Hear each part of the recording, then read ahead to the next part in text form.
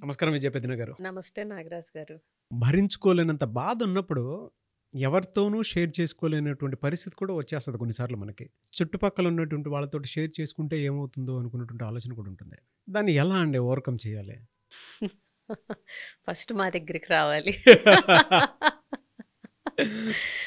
అంతే కదా! భరించుకోలేని బాధలుండి, హ్మ్. అది ఎవరితో షేర్ చేయలేనప్పుడు, కానీ ఎవరో ఒకళ్ళతో షేర్ మాత్రం ఖచ్చితంగా చేసి తీరాలి. సరే నేను అంటే నవ్వుతా అన్నానని మీరు అనుకోవద్దు. మన బాధలు పక్కన వాళ్ళకి తెలవకూడదు. తెలిస్తే క్లోజ్ సర్కిల్‌లో బావుండదు. నా బాధని వాళ్ళు తీర్చలేరు. కానీ నా బాధ గురించి తెలిసి మళ్ళీ వాళ్ళు ఫీల్ అవ్వచ్చు. ఇట్లా కానీ ఏం చెయ్యాలి?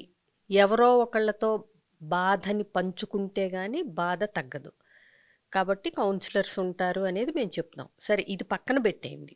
మనకి మనమే ఎలా బాధని తగ్గించుకోవాలి వేరే వాళ్ళకి చెప్పకుండా? ఇదే కదా మీ ప్రశ్న. దీనికి మీరు చెప్తే నమ్మరు, చాలామంది నమ్మరు. ఇది అంటే పాటించిన తర్వాతే దాని విలువ తెలుస్తుంది. ఫస్ట్ థింగ్ ఏంటంటే రాయటం. హ్మ్. రాయాలి. మన బాధని ఒక బుక్ తీసుకుని ఏంటి అనేది అసలు మన బాధ ఏంటి, మనం వేరే వ్యక్తితో ఎట్లా చెప్తామో అలాగే ఆ పుస్తకంలో రాసేయాలి. బా!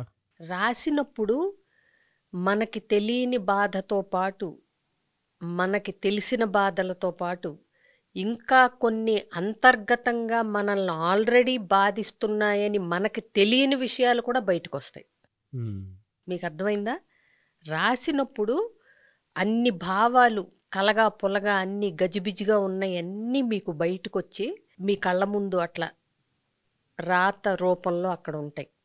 వాటిల్ని మీరొక్కసారి చదివినప్పుడు మీకు తెలియని అంటే ఆ బాధ నుంచి బయటపడే మార్గం తెలిసే అవకాశం ఉంటుంది. ఆల్రెడీ గుండెల్లో ఉన్న బాధ అంతా కాగితాల మీదకొచ్చేసి మీకు శరీరం తేలిగ్గా అవుతుంది, మనసు తేలిగ్గా అవుతుంది, ఈ భారం చాలా మటుకు తగ్గుతుంది. సో ఖచ్చితంగా ఏ మనిషి లేనప్పుడు షేర్ చేసుకోవటానికి మీ బాధ ఉన్నా మీరు వాళ్ళతో పంచుకోలేని పరిస్థితిలో ఉన్నప్పుడు ఖచ్చితంగా చేయాల్సిన మొట్టమొదటి పని జర్నలింగ్. దీన్నే జర్నలింగ్ అంటారు. రాయాలి. ఎవరైనా సరే నేను ఇప్పుడు ఈ వీడియో ముఖంగా అంటే ఒక ప్రశ్న అనుకోండి, ఛాలెంజ్ అనుకోండి, సవాల్ అనుకోండి, ఎవరైనా సరే రాసిన తర్వాత మా బాధ తగ్గలేదు అని చెప్పమనండి, వాళ్ళతో నేను మాట్లాడతాను. రాసి చూసిన తర్వాత అంత పవర్ఫుల్ ఇది. తెలియని సొల్యూషన్ ఇది, వాళ్ళు నమ్మలేని సొల్యూషన్ ఇది. ఖచ్చితంగా రాయండి ఎవరికి బాధ ఉన్నా సరే. ఇన్ఫ్యాక్ట్ నేను ఇది పాటించాను కాబట్టి ఇంత ఘంటాపదంగా సవాల్లాగా కూడా చెప్పగలిగాను. అన్నీ అందరితో షేర్ చేయలేమండి. ప్రొఫెషనల్సే అండి. అన్నీ అందరితో షేర్ చేయలేం. అవును. అవునా? ఇంకోటి, పెదవి దాటితే పృథివి దాటినట్టే అంటారని కొన్ని ఎవరితోనూ షేర్ చేయకూడదు కూడా. కొన్ని ఏదన్నా ఒకలాంటి బాధ ఏదన్నా ఉంటే అది అందరితోనూ చెప్పలేం మనం. హ్మ్. కానీ పుస్తకంలో రాయొచ్చు. రాయండి, చదవండి, చింపేయండి. ఓకే. ఇంకది ఎవరికి తెలిసే అవకాశం ఉండదు. ఇదొకటి. తర్వాత మీరు అంటే రెగ్యులర్గా చెప్పేవి ఉంటాయి. అంటే ఏంటి? ఒక వ్యాపకాన్ని సృష్టించుకోండి. అలవాటు కిందకి మార్చాలి. అలవాటు కింద మార్చినప్పుడు ఏంటంటే ఈ బాధ నుంచి బయటపడే శక్తి మీకు వ్యాపకం ఇస్తుంది. ఏదో ఒక హాబీ కానీ, ఒక క్రియేటివ్ ఆర్ట్ ఫామ్స్ కానీ ఇలాంటివి ఉన్నప్పుడు అవి ఈ బాధని అధిగమించటంలో కూడా ఉపయోగపడతాయి అవి. మీరు చెప్తుంటే అంటే ఒక మనిషిని తెలియకుండా ఎగ్జైట్ చేసేటువంటిది అంటే యాంగ్జైటీ కాకుండా ఎగ్జైట్ చేసేటువంటి అంశాలు కొన్ని ఉంటాయి. దాన్ని అలవాటు కిందకి మార్చుకున్నా కూడా నిజంగా ఓవర్‌కమ్ చేయడానికి అవకాశం ఉంటుంది. అంటే ఇప్పుడు ఒక డ్యాన్స్ కానీ, ఒక మ్యూజిక్ ఏదైనా ఒక క్రియేటివ్ ఆర్ట్ ఫామ్ ఉన్నప్పుడు ఏంటంటే అది మనలో పాజిటివ్ హార్మోన్స్ని ఎగ్జాక్ట్లీ మూడ్ ఎన్హాన్స్ చేయటానికి పాజిటివ్ హార్మోన్స్ ఉపయోగపడతాయి.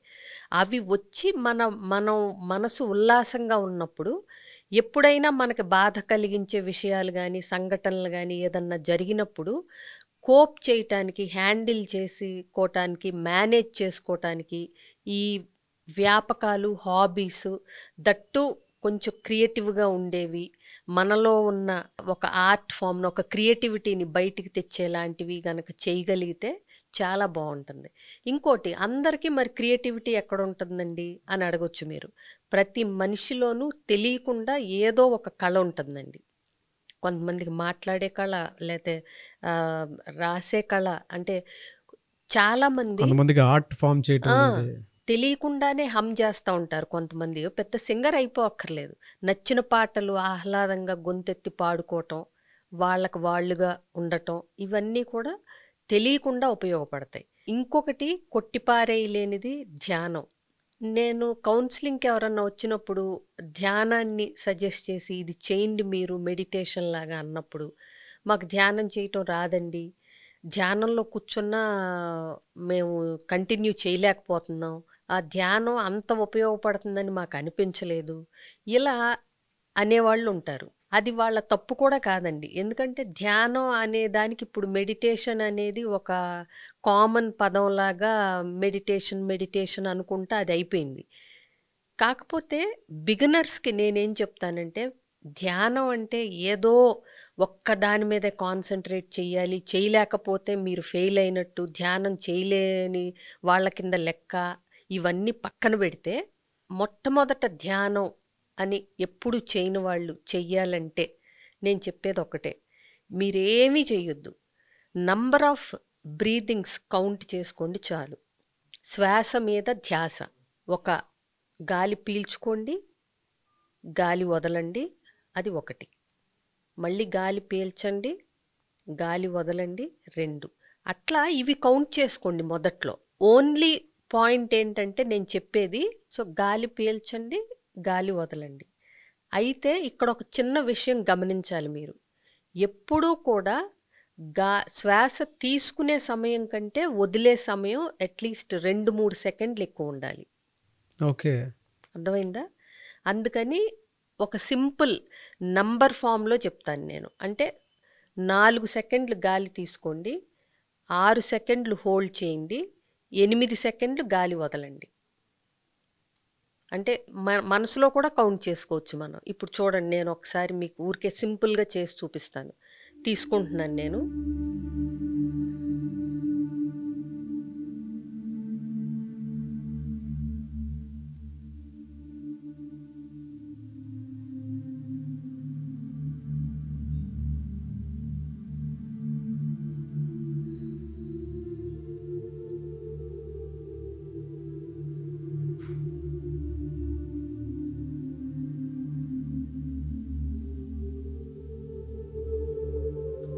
మీకు అర్థమైంది కదా నా నాకు సైగల్ ద్వారా? చాలా క్లియర్గా అర్థమైంది.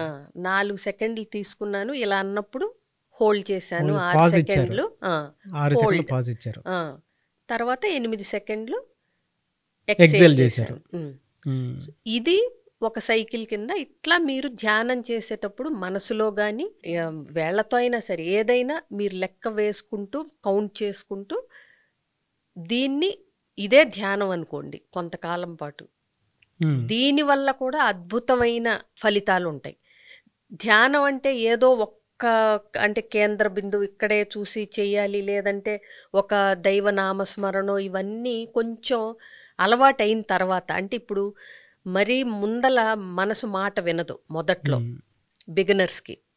అప్పుడు ఏంటంటే కౌంట్ చేస్తున్నప్పుడు మీకు లెక్క ఉంటుంది, 5 అయినాయి, 6 అయినాయి, మళ్ళీ లెక్క తప్పిందా మొదటికి రండి. సో మీకు కొంతకాలానికి ఒక పట్టు, ఒక నియంత్రణ, మనసు మీద ఒక నియంత్రణ ఇది వచ్చినప్పుడు మీరు ఎలా కావాలంటే అలా ధ్యానం చేసుకోవచ్చు. ఒక వస్తువు కానీ, ఒక నామం కానీ, ఒక దేవుడి అంటే శ్లోకం కానీ, లేకపోతే రుద్రాక్షల కౌంటింగ్ కానీ మీరు ఎలా అన్నా చేసుకోవచ్చు. ఇదొకటి. సో ఇప్పుడు మనకి ఎన్నైనాయి, ఫస్ట్ రాయమన్నారు, తర్వాత ఏదన్నా ఒక వ్యాపకం అలవాటు కిందకి మార్చుకోవాలి. అంటే వాళ్ళని ఎగ్జైట్ చేసేది ఏదైతే ఉంటుందో తెలియకుండానే ఇన్బిల్ట్ ఒకటి ఉంటుంది, దాన్ని ఐడెంటిఫై చేసి వ్యాపక కిందకి ధ్యానం చేయమన్నాం. తర్వాత బ్రీతింగ్ టెక్నిక్, ధ్యానంలోనే బ్రీతింగ్ టెక్నిక్. అవును. ఇంకోటి ఖచ్చితంగా ఫిజికల్ ఎక్సర్సైజ్ చేయండి, ఇదొకటి. వ్యాయామం దీని ఫలితాల గురించి ఇప్పుడు చెప్పటం మొదలు పెడితే ఇక సెషన్ అయిపోద్ది. ఇంకోటి 8 గంటలు 7-8 గంటలు మంచి నిద్ర ఉండేలాగా చూసుకోండి. అసలు ఇప్పుడు నేను చెప్పిన 5 ఏ బాధ లేకపోతే కూడా రోజు చేస్తే ఇంకా బెటరు. ఎస్, ఇవన్నీ ఏదో బాధ ఉన్నాళ్లే చెయ్యాలని కాదు. ట్రూ అండి. అంటే మీరు చెప్పినటువంటి దాంట్లో బ్రీతింగ్ టెక్నిక్ ఉంది చూసారా, ఒకసారి వీడియో చూసిన తర్వాత ఏ బాధలో ఉండేటువంటి వాళ్ళైనా సరే మీరు ప్రాక్టీస్ చేసి చూడండి. ఇన్స్టంట్ ఎనర్జీ లాంటిది ఒక్కొక్క సెన్స్ మీకు చెప్తుంది. అంటే ఎప్పుడైతే మనం ఆ బ్రీతింగ్ టెక్నిక్లో నుంచి ఆ ప్యాటర్న్ నుంచి బయటపడిన తర్వాత మీకే తెలుస్తుంది ఇంత మంచి రిలాక్సేషన్ ఉంది ఏంటి అని. మేడం చెప్పినటువంటి టెక్నిక్ ఏదైతే ఉందో అది 4, 6, 8 ఆ టెక్నిక్ ప్రతి ఒక్కరూ కనుక ఫాలో అయితే ఇన్స్టెంట్గా మీరు భరించలేనటువంటి బాధలో ఉన్నప్పుడు దాని నుంచి ఎలా బయటపడాలి అని అంటే మీరు ఎవరితోనూ షేర్ చేసుకోవాల్సినటువంటి అవసరం లేదు కూడా. ఆ ఒక్క టెక్నిక్ మేము జీవితానికి చాలా మార్పును తీసుకొని వస్తుంది. ఎవరన్నా ప్రాక్టీస్ చేసినటువంటి వాళ్ళు ఎవరన్నా ఉండుంటే కింద కామెంట్ బాక్స్లో పోస్ట్ చేయండి. అండ్ ఈ వీడియో కనుక నచ్చితే డెఫినెట్గా కామెంట్ బాక్స్లో మాత్రం పోస్ట్ చేయండి మీ అభిప్రాయం ఏదున్నా సరే. అండ్ ఒకవేళ ఇంకా మీకు ఆ రిలాక్సేషన్ రాలేదు, ఎందుకో ఇబ్బందిగా ఉంది అనుకున్నటువంటి వాళ్ళు మీరు అపాయింట్మెంట్ తీసుకోవచ్చు. అపాయింట్మెంట్కి మీరు టైం ఇస్తారా అండి? తప్పకుండా అండి. ఎలా అప్రోచ్ అవ్వాలి? చాలా సింపుల్. స్క్రీన్ మీద కనిపిస్తున్న నంబర్ కాంటాక్ట్ చేస్తే వాళ్ళు అన్ని డీటెయిల్స్ చెప్తారు. భరించలేని బాధ మీకు ఉంది అనుకున్నప్పుడు, ఎవరితోనూ షేర్ చేసుకునేటువంటి అవకాశం లేదనుకున్నప్పుడు, అంటే మీకు గిల్ట్ ఫీలింగ్ ఉండి చులకన చేస్తారని మీకు అనిపిస్తే మాత్రం ఆ సమయంలో ఒక సైకాలజిస్ట్ తోటి కలిసి అప్రోచ్ అయ్యి, అంటే జనరల్గా అపాయింట్మెంట్ తీసుకొని మాట్లాడండి. సో కొన్ని విషయాలకి ఆన్సర్స్ దొరుకుతాయి మీకు. మీ జీవితాన్ని మీ చేతుల్లోనే తీసుకొని మీరే ఒక్కొక్క మంచి మార్గంలోకి తీసుకువెళ్ళాలి అనుకున్నటువంటి వాళ్ళు విజయ పెద్దనగర్ అపాయింట్మెంట్ కావాలనుకుంటే స్క్రీన్ మీద మీకు కాంటాక్ట్ నెంబర్ కనిపిస్తుంది. దాన్ని మీరు కాల్ ఆర్ మెసేజ్ వాట్సాప్ చేసి వెంటనే అపాయింట్మెంట్ తీసుకోండి. ఈ వీడియో లైక్ చేయండి, షేర్ మాత్రం తప్పకుండా చేయండి. ఇలాంటి మరిన్ని వీడియోస్ కోసం మా ఛానల్ ఫాలో అవ్వండి. Thank you so much ma'am.